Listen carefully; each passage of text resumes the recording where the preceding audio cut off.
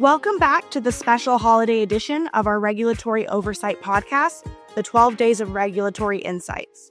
This 12-episode series is focused on key highlights and trends from this past year in various areas and designed to keep our listeners informed and engaged during the holiday season.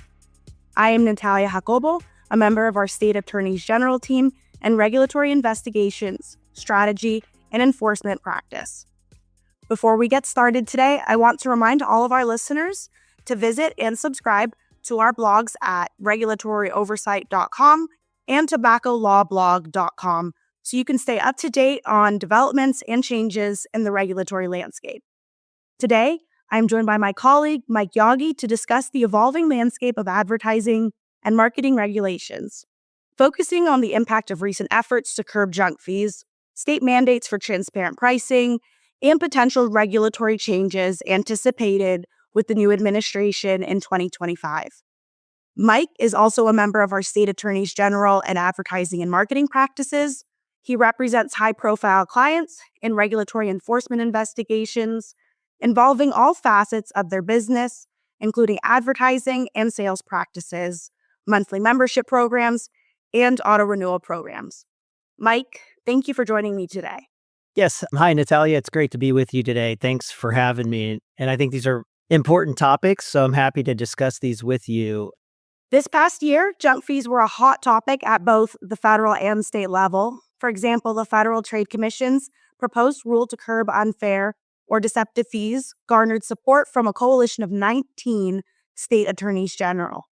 How significant is this move in the broader context of advertising transparency, and what challenges might businesses face in complying with these new requirements? Definitely, there is a heightened focus at the state level on what we call transparent pricing, right? I mean, it's commonly referred to as junk fees and hidden fees, things like that. And the fact that the states earlier this year sent a comment to the FTC supporting its, desire and efforts to come up with some transparency in pricing is not a shock because the states have been focused on this for quite some time. And they're really looking at a number of areas with respect to pricing. Financial services is a big topic for them. In hotel fees, hidden hotel fees, for example, concert ticket fees and hidden fees in the context of, concert tickets. Those are some common areas. They're really focused also on rental housing fees, for example. I mean, I'm talking about the states, and this is sort of what they were, raising with the FTC. And they also covered, auto rental fees, telephone, telecommunication, cable fees, things of that nature. And the states are really focused in all of those areas.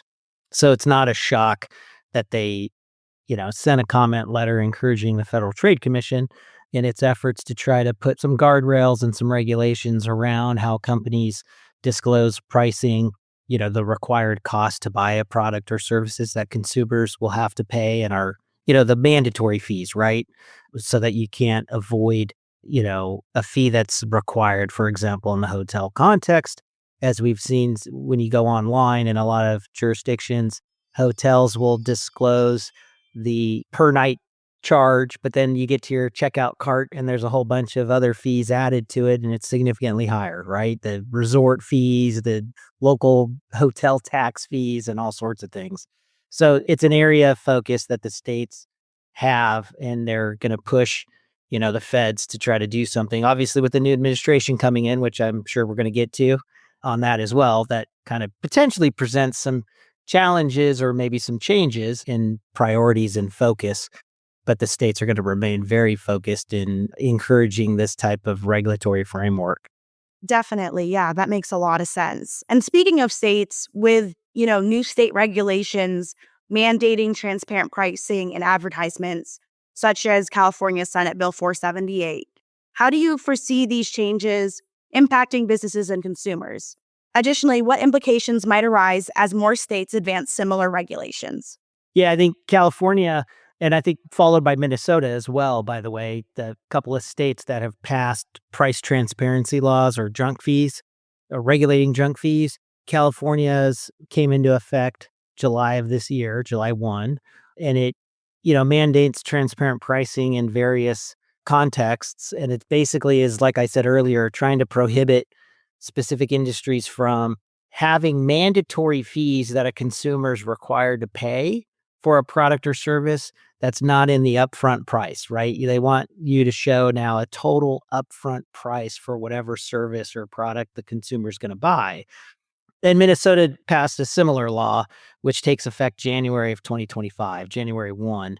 And that's coming online, in less than a month now. And other states tried, right? States like Pennsylvania, Connecticut, Colorado, Virginia, a bunch of other states have all tried in 2024 to pass similar laws.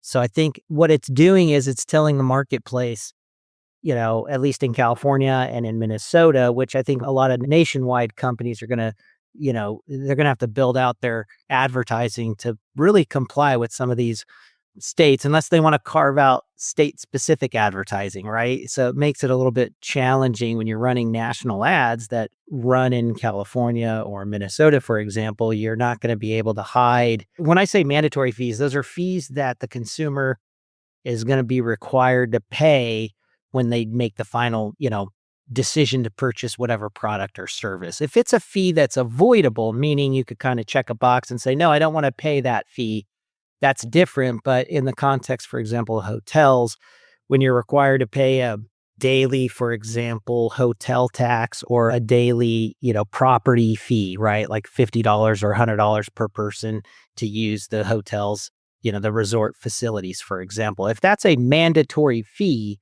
in, California, Minnesota, for example, that fee has to be included in the very upfront price that's, in the advertisement. You can't any longer say, $300 a night for the hotel room, and then you get to your checkout page and it's $450 a night. It's like, where did that extra 150 come from? It came from, all these other added fees that you can't avoid. Interestingly, those laws also exclude, though, taxes, for example, or required taxes, government imposed charges. So there's a little bit of a distinction there between, the mandatory businesses fees being charged versus, when you have to disclose government taxes or similar fees that are collected for a government payment.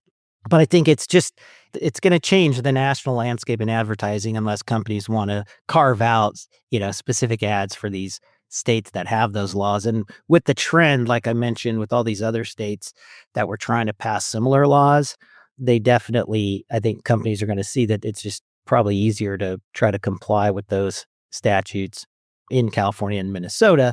And you'll probably see that more on a national level. And it's not going to go away in 2025. States are going to continue to try to pass similar laws. And with the new administration coming in at the federal level, they might see a need to do it even more aggressively because, time will tell what the new priorities will be. Is the FTC going to move away from this, for example? We don't really know per se, but the new administration coming in could impact those priorities. So states are going to take up the mantle to keep that enforcement moving forward in the consumer advertising context. Yeah, that makes a lot of sense. And that was actually going to be my next question is, as we look ahead to 2025 with the new administration taking office, I know you mentioned kind of some direction they might be taking, but what potential changes or new regulatory actions do you anticipate in the advertising and marketing space? Yeah, I know I touched on that. When the first Trump administration came in, a lot of the states basically focused on, ramping up some of their enforcement, right? Because they were concerned maybe the federal government wasn't going to be as focused on consumer protection issues. I think there's a similar concern coming into the next administration again. So it's not unlike 2016 when the first Trump administration was coming into office. I think you're going to see a lot of states still sort of focus and refocus on these pricing issues, price transparency, junk fees, hidden fees. You're probably going to see an uptick in that enforcement. I wouldn't say you'd see a drop, but you're definitely going to see an uptick, even if the federal government, let's just assume they stayed on course and the Federal Trade Commission was still trying to work on some sort of regulation around transparency and the priorities don't change under the next administration. You're still going to see enforcement with the states. I don't think that's going to slow down vis-a-vis whatever the federal government does. And really, even under the current administration, the comment letter that the state sent to the Federal Trade Commission saying, we support these types of regulations because we want to make sure there is price transparency to consumers. They're going to just continue to do it, really, regardless of what the next administration's going to do. If anything, you might see a little bit more aggressive enforcement if the new administration's priorities kind of pull back from price transparency. Who knows whether, the FTC would have passed regulations in this area or not. But the fact that the states are encouraging and supporting the federal government from doing it isn't going to negate their, efforts or slow down their efforts to protect consumers if they, view pricing as hidden or not fully disclosed. And I think you're going to see it in a number of contexts. It's not just, consumer finance. It's not just, garden variety advertising. You're going to see it in any context, right? If it's healthcare related, if, consumer finance, but other contexts as well. It doesn't have to be a finance transaction. Like we've talked about, it could be buying a product or a service across any industry, right? If fees are hidden or not fully transparent or disclosed, the states are going to stay focused on that topic and they're going to be policing the marketplace. So companies probably want to make sure they're at least compliant with California and Minnesota laws. And then, if they want to run those ads in national campaigns that are compliant with both those laws, that would at least reduce their potential, exposure to an enforcement action under garden variety UDAP laws, right? Consumer protection statutes, because states are going to still rely on those broad statutes if they think fees aren't fully disclosed or clear and conspicuous in a transaction. These pricing transparency laws make it a little bit clearer, right, for consumers and companies because it draws those requirements out in a more detailed way, specific to mandatory fees that can't be avoided versus, discretionary fees that consumers could avoid if they don't want to purchase, add on those added features at added cost. But, states, they're certainly not going to wait for transparent laws like California and Minnesota, but they're going to continue to work on those, and the enforcement's going to just continue into the new year and beyond, quite frankly. Yeah, definitely. That makes a lot of sense. Well, Mike, I want to thank you for joining me today. I know our listeners enjoyed your valuable insights. I want to thank our audience for tuning in to this special holiday series. Tune in next time as we continue our 12 Days of Regulatory Insight series. Please make sure you subscribe to this podcast via Apple Podcasts, Google Play, Stitcher, or whatever platform you use, and we look forward to next time. Goodbye. Thank you. Copyright Troutman Pepper Hamilton Sanders, LLP. These recorded materials are designed for educational purposes only. This podcast is not legal advice and does not create an attorney-client relationship. The views and opinions expressed in this podcast are solely those of the individual participants. Troutman Pepper does not make any representations or warranties, express or implied, regarding the contents of this podcast. Information on previous case results does not guarantee a similar future result. Users of this podcast may save and use the podcast only for personal or other non-commercial educational purposes. No other use, including, without limitation, reproduction, retransmission, or editing of this podcast may be made without the prior written permission of Troutman Pepper. If you have any questions, please contact us at troutman.com.